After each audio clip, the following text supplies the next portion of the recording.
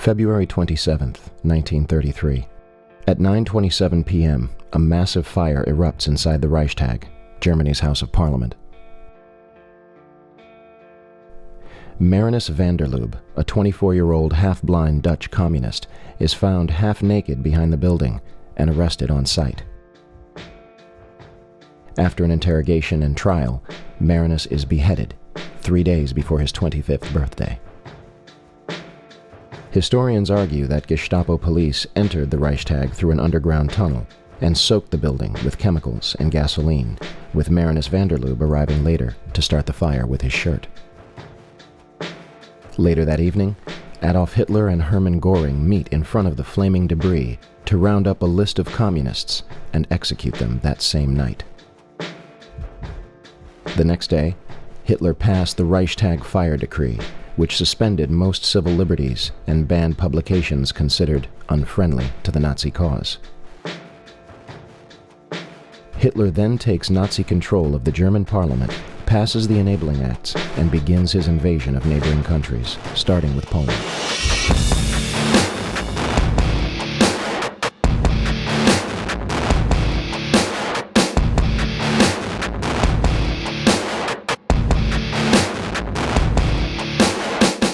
September 11th, 1941. Ground is broken at the Pentagon in Arlington, Virginia, and construction begins. December 7th, 1941. The Imperial Japanese Navy attacks the Pacific Fleet of the United States Navy at Pearl Harbor in Oahu, Hawaii. 2,403 Americans are killed, and an additional 1,178 are wounded. Although Roosevelt received multiple warnings indicating that an attack was imminent, he withholds this information and informs his commanders that negotiations with Japan are underway. The Pearl Harbor Investigating Committee hears the testimony of Admiral Kimmel, who was Navy head at Pearl Harbor at the time of the Jap sneak attack. We needed one thing. That vital need was the information available in Washington from the intercepted dispatches, which told when and where Japan would probably strike. I did not get this information. A number of government investigations concluded that there was considerable foreknowledge of the Japanese plans. Roosevelt declares December 7th an unprovoked and dastardly attack, an act of war between the United States and Japanese Empire, and asks for carte blanche to enter World War II.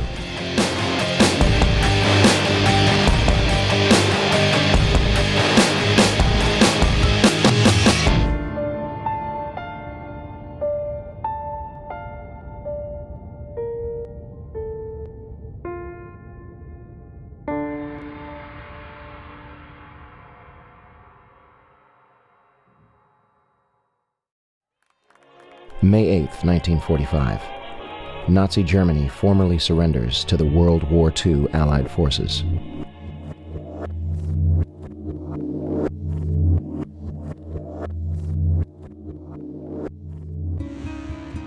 Beginning that month, the United States military begins recruiting the top rocket scientists from Nazi Germany. The project, known as Operation Paperclip, eventually included more than 100 individuals for the purpose of advancing America's technology. July 16, 1945. The Manhattan Project, a joint effort between the United States, United Kingdom, and Canada to develop strategic nuclear weapons, culminates with a detonation in New Mexico, nicknamed the Trinity Test. The detonation was equal to 19 kilotons of TNT and left a crater of radioactive glass 10 feet deep and 1,000 feet wide. A variation of this bomb would later be used on 2 cities. Hiroshima, Japan. 70,000 people are instantly killed as a result. The bomb completely obliterated 1 square mile and started fires across almost 5 square miles, leaving almost nothing at the epicenter. 75% of the city was either heavily damaged or destroyed, and approximately 100,000 people died from radiation poisoning in the years that followed.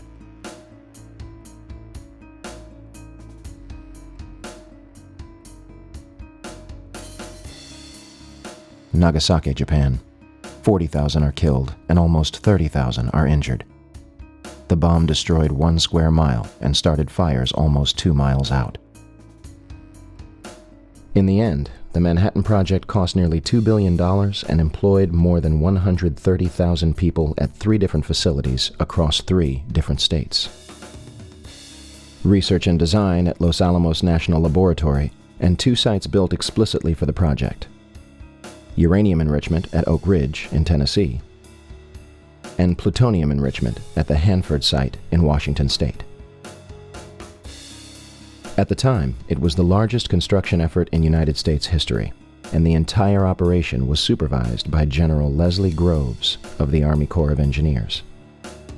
Groves used a practice known as compartmentalization, which limits intelligence to a need-to-know basis and often leaves those working on the project in the dark. Entire communities and natives were literally packed up and moved out. Although tens of thousands of people were directly affected, the Manhattan Project was kept a secret. So secret that Vice President Harry Truman only became aware of it after President Roosevelt's death. General Groves himself claimed, "Compartmentalization of knowledge was the very heart of security. Each man should know everything he needed to know and do his job, and nothing else." August 4th, 1964. 2 American ships report that they are being attacked by North Vietnamese military units in the Gulf of Tonkin off the coast of Vietnam. President Lyndon Baines Johnson immediately declares it an unprovoked attack and orders retaliatory strikes against North Vietnam, asking Congress to authorize action in Southeast Asia. Believing Johnson's claims, legislators act quickly, giving him carte blanche to use military forces in Vietnam.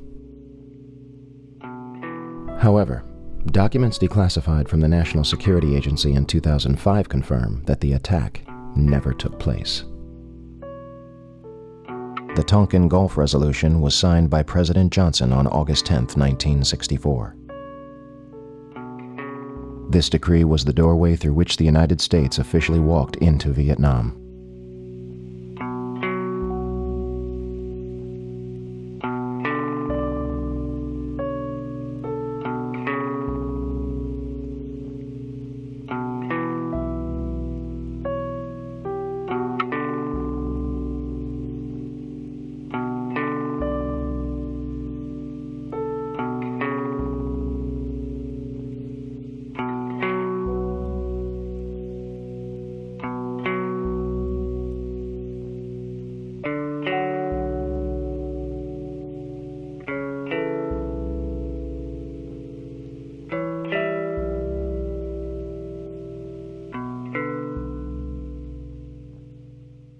September 2000.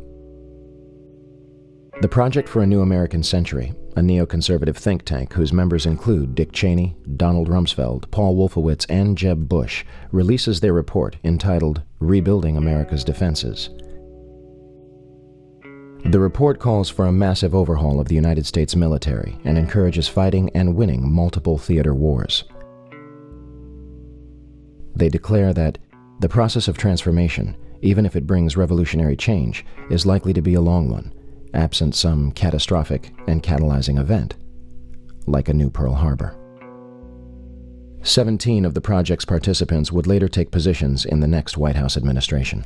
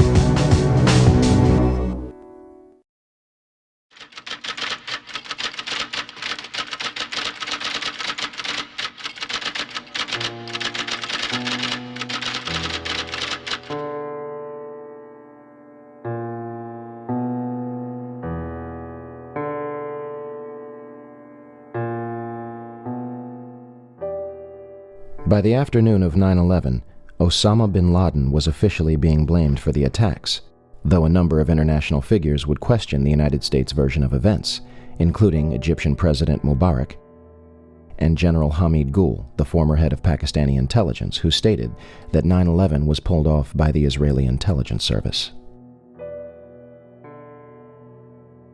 On September 16th, bin Laden officially denies responsibility on Al Jazeera television.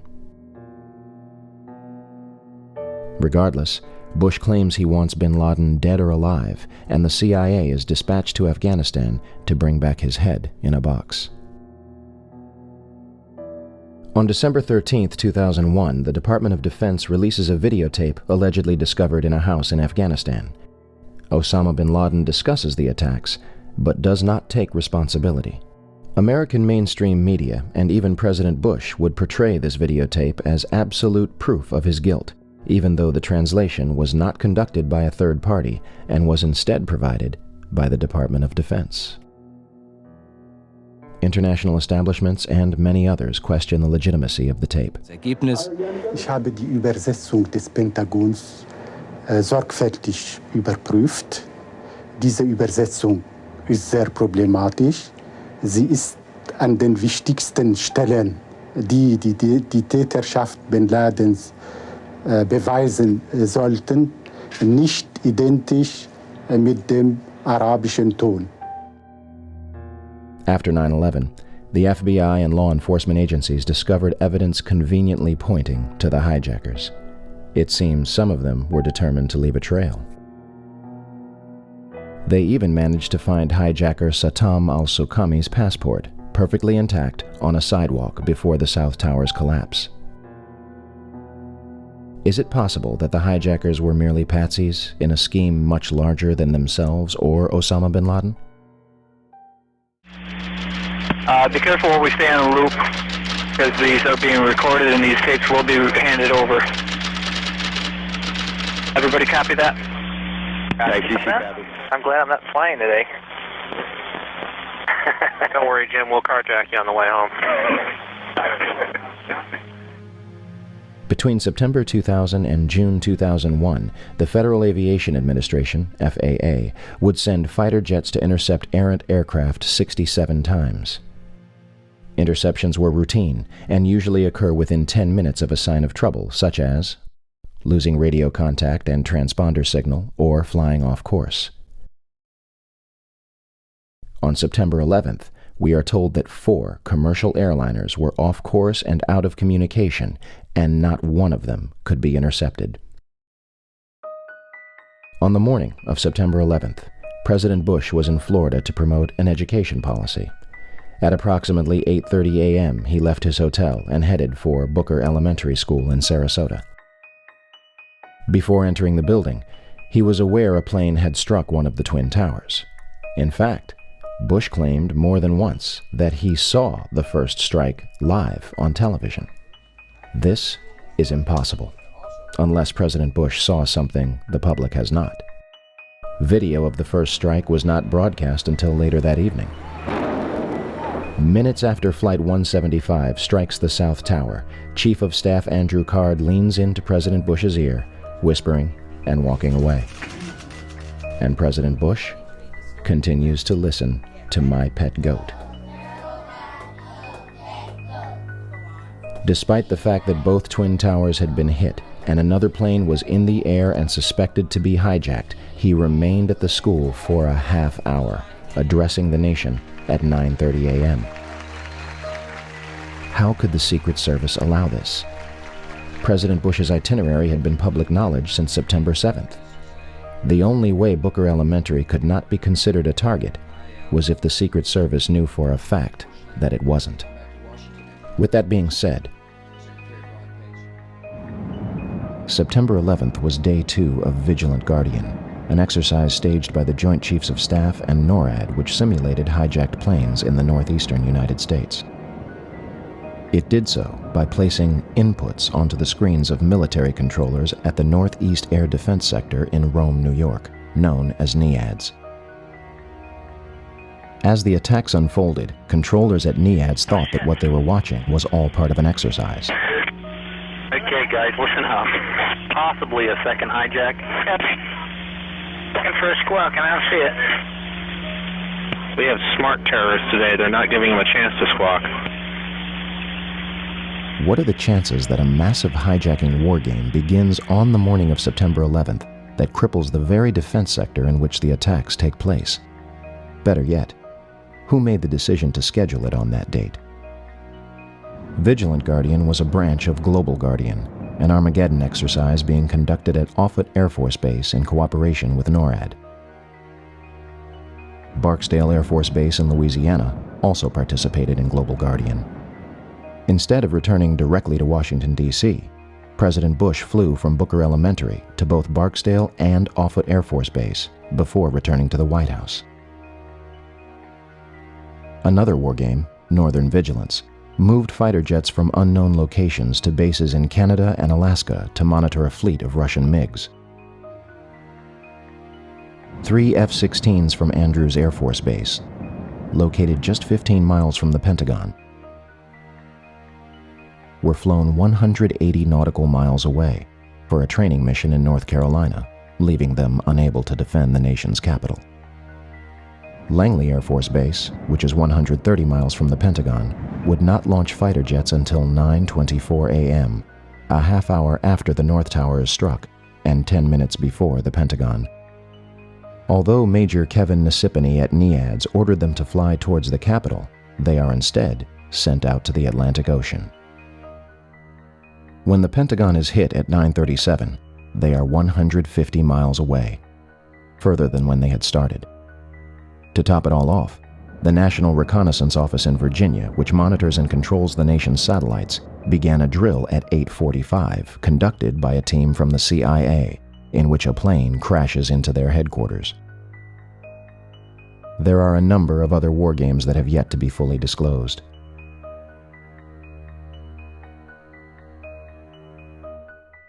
So, let's review. On the morning of 9/11, the United States is running drills in which hijacked aircraft go in and out of radar, fighter jets are flown out of the United States, and planes are crashed into buildings. What a coincidence.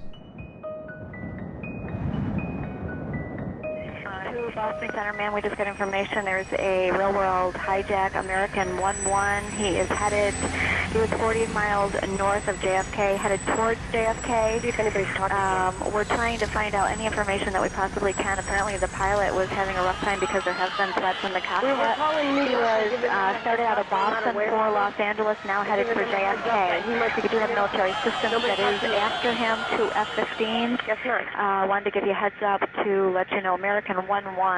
Okay. And we're trying to locate any information as far as the location where he is currently, a Mode 3. Do you have any information whatsoever? I do not. Hold on one second. Here, tell me, hold on. You heard that, right? Yep. You have cold chills non-stop. That last lat long was 4039 7403 West, and they're going to give us 3 and 5 minute updates. Is there any plane to What? No, sir. The 737? What? The World Trade Who are you Center. talking to?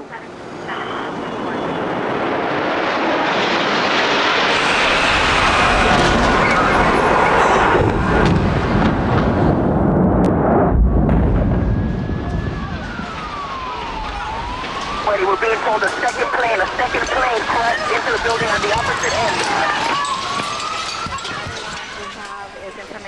It's not an accident, that's on purpose. Yes, we were looking, we're also lost American 77.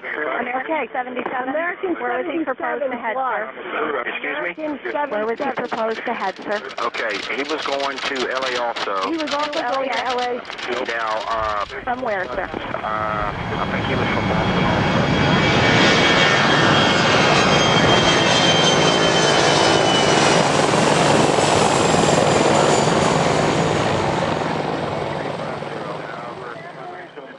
9:37 a.m., Arlington, Virginia. American Airlines Flight 77 crashes into the Pentagon, killing 125 people and injuring hundreds more. Pentagon authorities deny that the building had anti-aircraft defenses.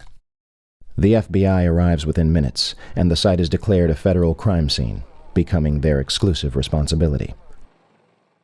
The Pentagon initially denies that their cameras captured the crash. However, in March 2002, 5 images are released to the press, though the Department of Defense does not take responsibility for their release. For years, those 5 frames were the only public footage of the Pentagon attack. That changes in October 2004, when Scott Bingham files a Freedom of Information Act requesting videotapes that captured the impact of Flight 77. Special Agent McGuire of the FBI located a CD-ROM that contains copies of 2 recordings made by security cameras, released on March 16, 2006.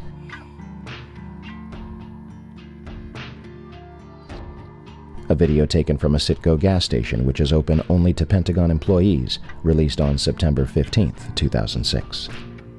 And the Doubletree Hotel in Arlington, Virginia, released on December 7, 2006. As of this date, we still have no clear images of what happened at the Pentagon on the morning of 9/11. The official story goes as such. American Airlines Flight 77 was taken over by 5 hijackers, led by Hani Hanjour. Hanjour entered the United States in 1996 to become a professional airline pilot, though he did not complete a single course. On the morning of 9/11, Hani and his 4 accomplices traveled to Dulles International Airport outside Washington, D.C. They had spent the past weeks at the Valencia Motel in Laurel, Maryland, 6 miles from the National Security Agency. The 757 allegedly descends over a Sheraton Hotel, Navy Annex, and Citgo gas station before crossing Washington Boulevard. 5 light poles are struck and knocked out of the ground.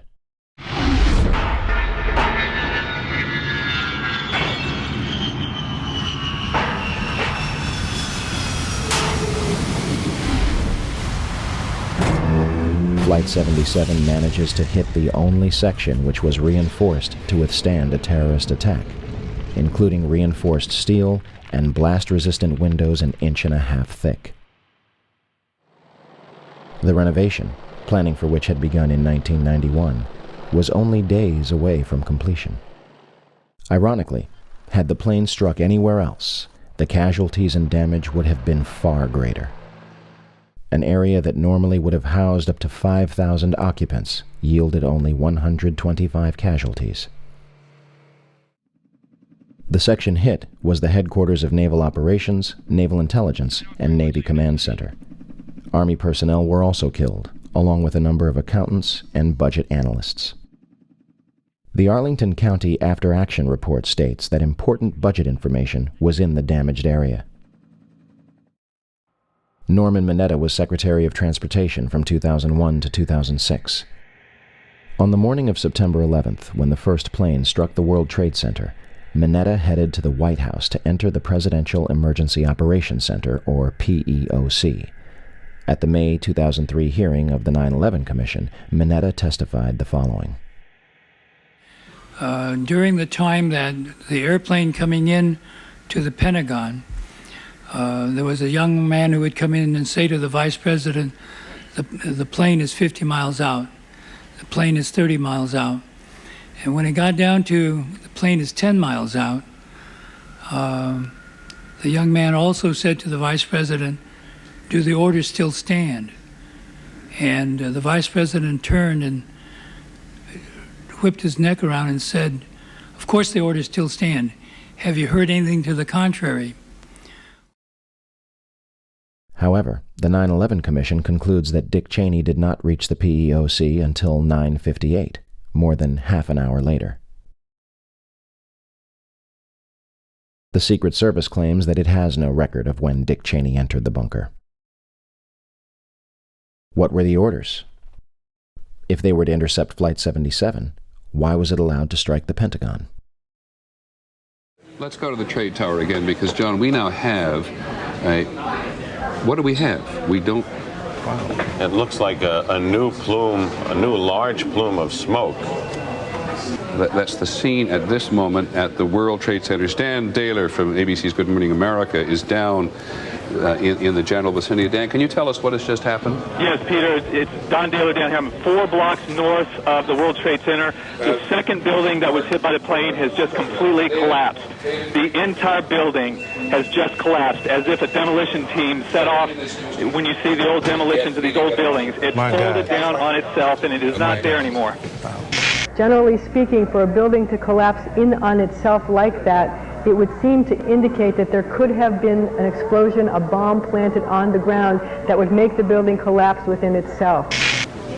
10 o'clock Eastern Time this morning, just collapsing on itself. This is a place where thousands of people work. We have no idea what caused this. Those almost looks like one of those planned implosions.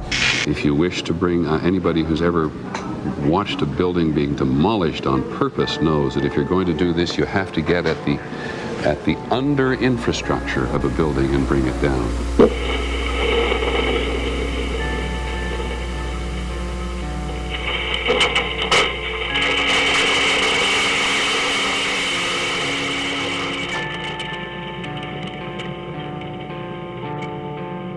Everybody's evacuating this building here, guys. Tina Cora, I'm going to have to talk to you guys on the outside. Do we have a contact on there, all that stuff, or no?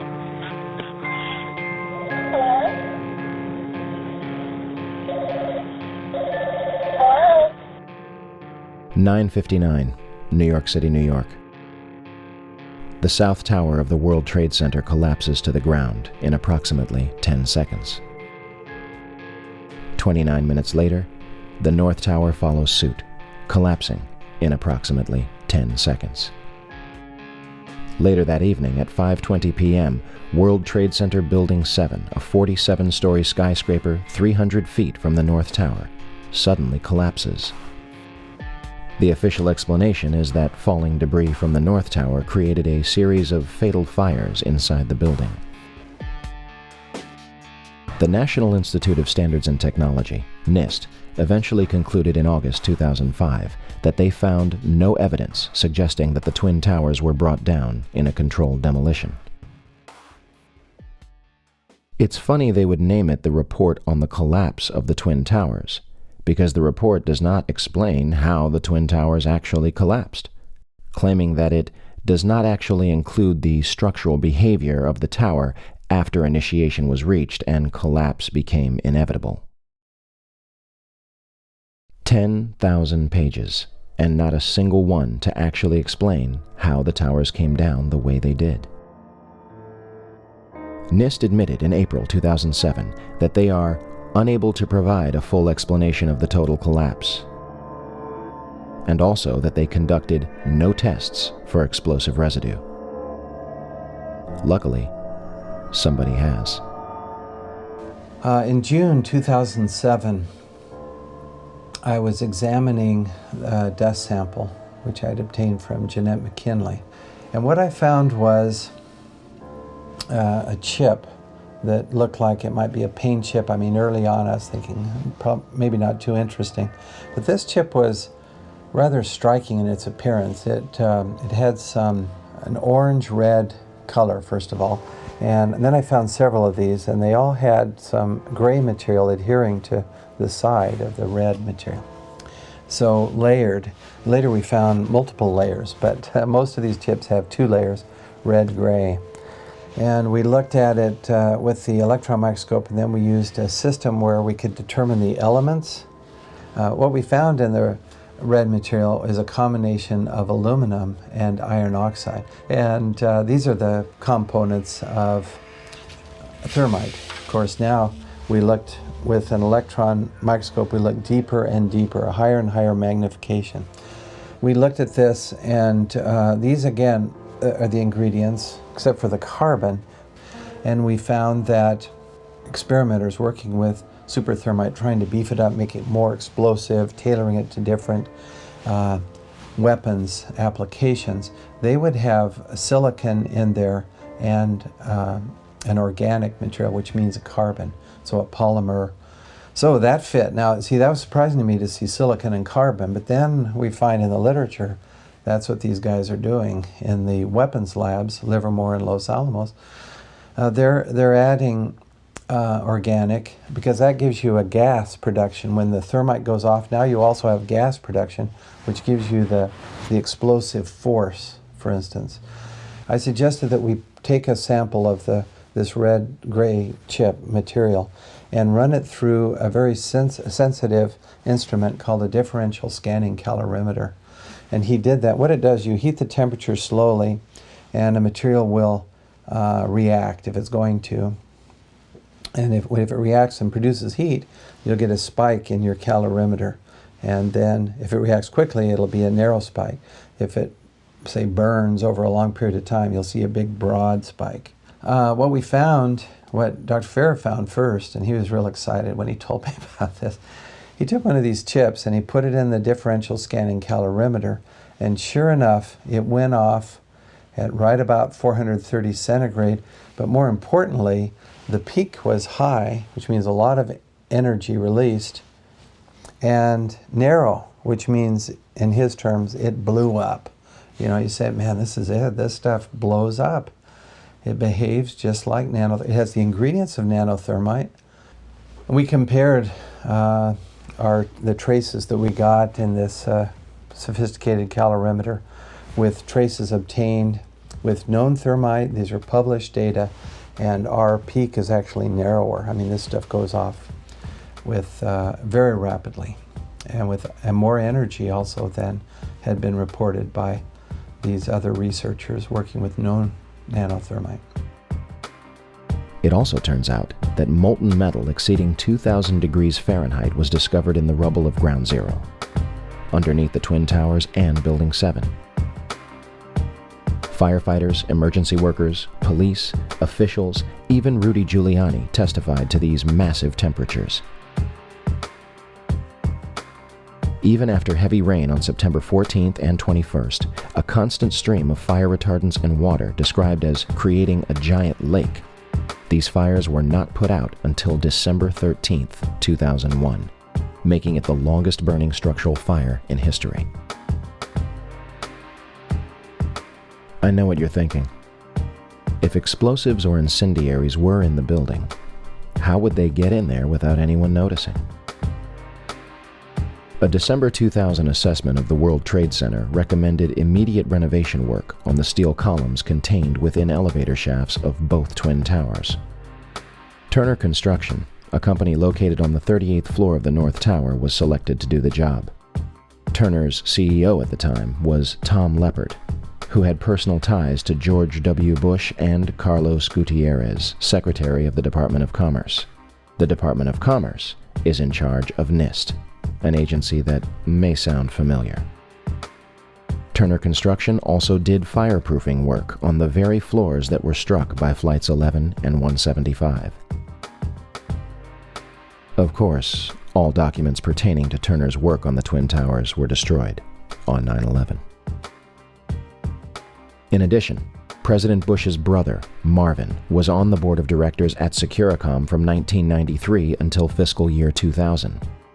Securicom, later known as Stratasec, was an electronic security company backed by Kuwait American Corporation, which provided security for United Airlines, Dulles International Airport, and from the early 1990s up to 9/11, the World Trade Center.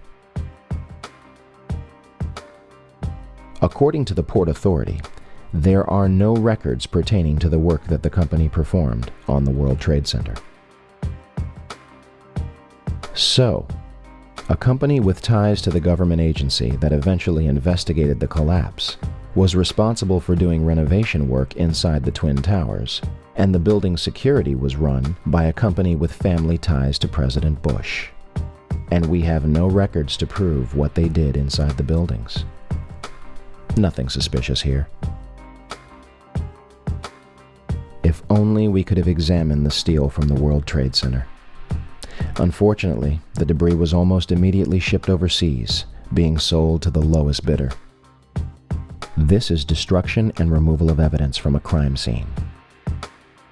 Family members and engineers were outraged at the decision and demanded that the steel be preserved for investigation. Bill Manning of Fire Engineering magazine publicly labeled the cleanup at Ground Zero a half-baked farce.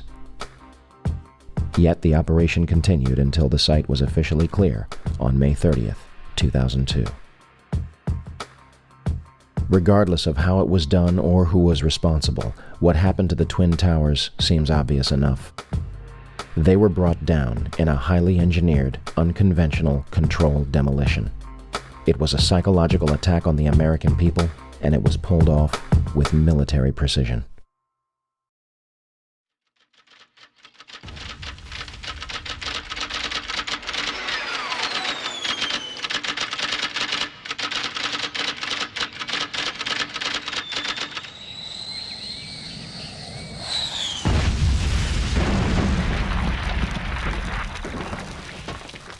(10:03 a.m., Shanksville, Pennsylvania.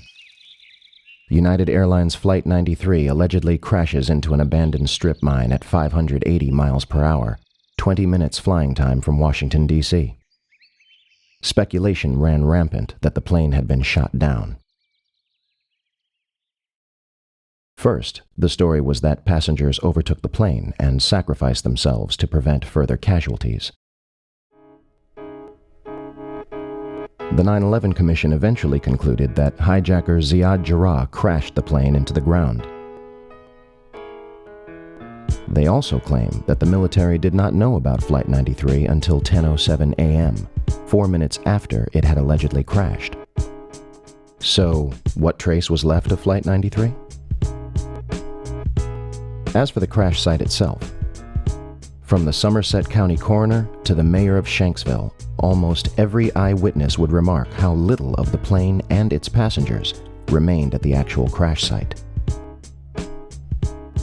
We have rescue vehicles that came in earlier in the day, and they have turned up nothing. No one believed to be alive from this crash within the last hour. I want to get quickly to Chris Kanicki. He's a photographer with the Pittsburgh affiliate of Fox affiliate. He was back there just a couple of minutes ago, and Chris, I've seen the pictures. It looks like there's nothing there except for a hole in the ground. Basically, that's right. The only thing you could see from where we were was a big gouge in the earth and some broken trees. We could see some people walking around in the area, but from where we could see, there wasn't much left. Any large pieces of debris at all? No, there was nothing that you could distinguish that a plane had crashed there. Smoke, fire? Nothing. It was absolutely quiet. It was actually very quiet. Just a couple of people walking around. They looked like part of the NTSB crew walking around looking at the pieces. How big would you say that hole was? From my estimates, I would guess it was probably about 20 to 15 feet. Long and probably about 10 feet long or 10 feet wide. What could you see on the ground, if anything, other than dirt and ash? And you couldn't see anything. You could just see dirt, ash, and people walking around, broken trees. There is zero historical precedent for a large commercial airplane and its passengers completely disintegrating upon impact, regardless of speed, cause, or crash site. What really happened near Shanksville, Pennsylvania on 9/11 remains a mystery. But one thing seems clear. A 757 did not crash intact into a field in Shanksville, Pennsylvania.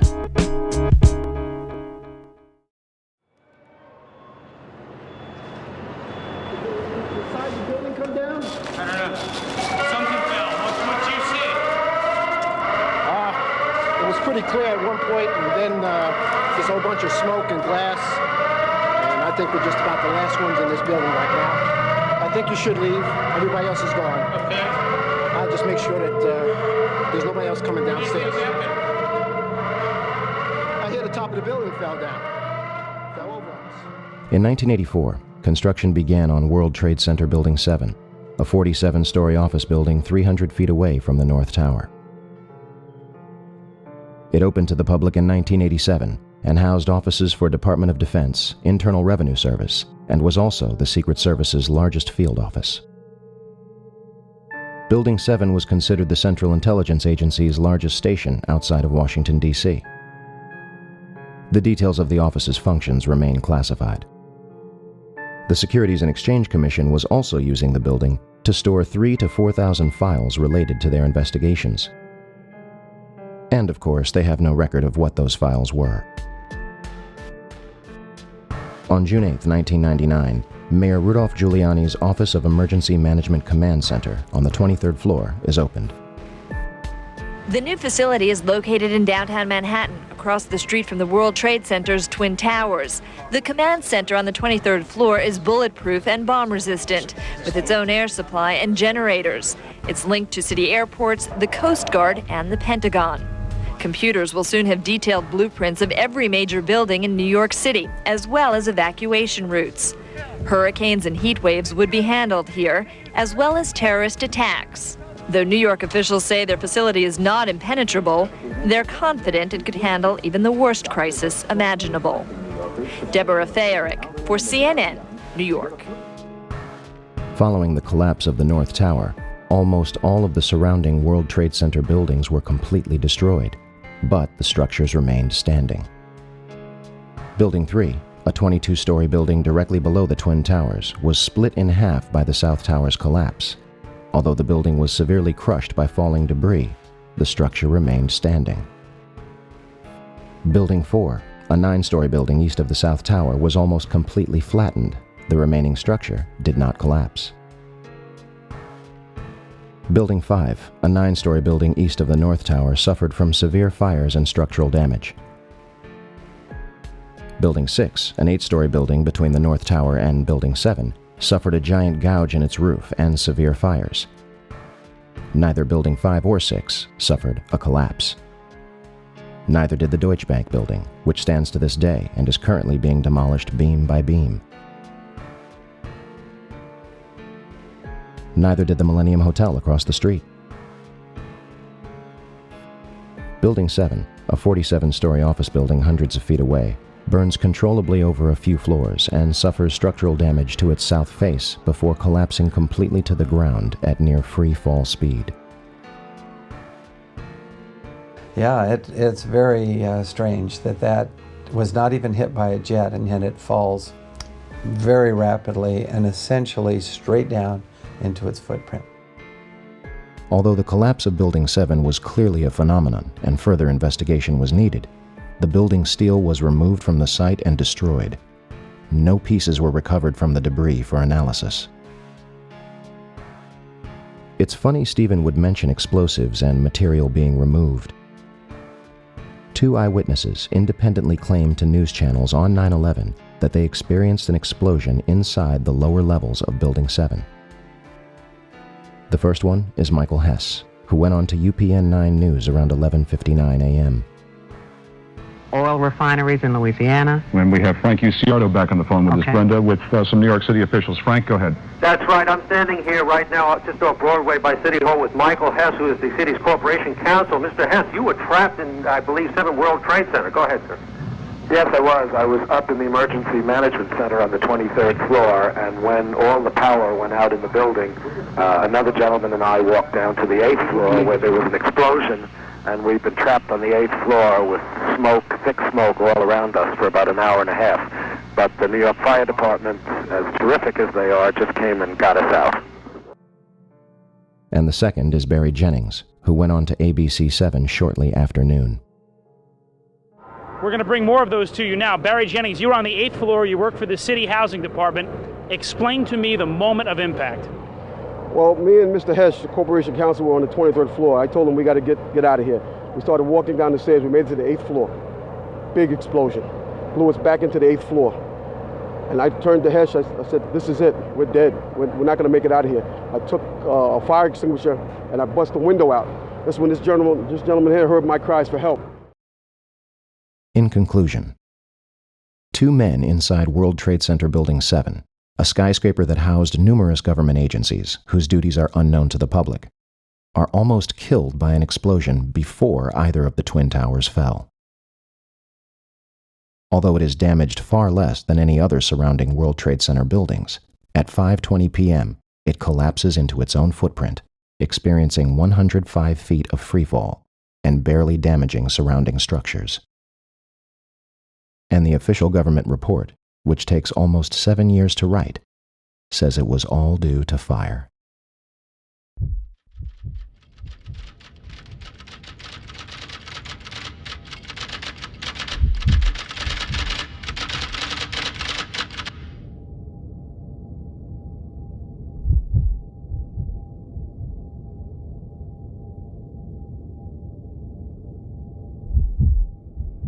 so.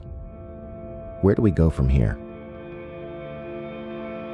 Your reaction to this will be either an emotional one or a logical one. You will deny that these things are possible and insist that this information is ridiculous and go about your life. Or you will acknowledge a number of serious, glaring issues with the United States story of 9/11 and do your part to further a new criminal investigation into the day's events. How long will the American public or the world wait for the truth about September 11th? How much louder will the family members and survivors have to scream for answers? September 11th was not just a terrible tragedy that took the lives of thousands of innocent people. It was an American coup, a violent and aggressive seizure of power and a transformation of both foreign and domestic policy. The slaughter of civilians in broad daylight as a means of promoting an agenda. This is not a new concept. The thing that I resent the most about what happened on 9/11 was the psychological, that it was a deliberate psychological manipulation of our minds in a very negative way. And I really suffered a lot emotionally, mentally. There were obvious casualties, the people that died, the people that were injured, the rescue people, they were injured, but what they don't realize is that every single person was injured. This is about everybody, every single person, because we were all exposed by way of television to the psychological operation designed to terrorize us, designed to plant that feeling of fear so far in us that you're never going to lose it. The truth of the matter is that the official story is full of holes, and we have shown the weaknesses and errors and oversights and cover-up. Let me go back to Mahatma Gandhi. He made a very interesting statement that's meant a lot to me. There have been, throughout history, Earth's history, there have been tyrants, there have been empires, and these tyrants tend to squash information and suppress it and cover it up, data that would be incriminating or dangerous to them. The way of truth and love, that's the way he put it, the way of truth and love always wins. These tyrants are always exposed. The truth always gets out. He said, think of it always. America was hijacked on September 11, 2001. Not by Osama bin Laden and his al-Qaeda network with box cutters directed from a cave in Afghanistan, but by a group of tyrants, ready and willing to do whatever is necessary to keep their stranglehold on the United States of America. A group beyond any one man or any one administration. Until there is a new investigation into the events, we will not go away. We will not be silent.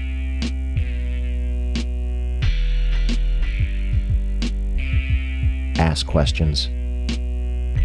Demand answers. We show the towers for the ashes like they were laced with bombs. And ever since we've been at war like Genghis, calm and fiendish for a fascist world state. An Orwellian nightmare will write a strip bare. Get prepared for the future of wiretaps. Cameras on every corner, black water sharpshooters with scopes locked on ya. The Patriot Act has us watching our backs, they front like they're here to save us while they're on the attack. And we act like we didn't see it coming from a nation built by theft and genocide. Gunning down opposition, listen, worldwide is well known that America will eat its own. So long to what you thought was democratic. These times are catastrophic, cause war is a means to profit. Control and manipulate the masses, it's classic. Evil caskets, be full of people blasted. They lie, they scam, they cheat and steal. They plot, they fund, they act, it's real. They watch, they hunt, they punish and kill. Welcome to the aftermath. They lie, they scam, they cheat and steal. They plot, they fund, they act, it's real. They watch, they hunt, they punish and kill. Welcome to the aftermath.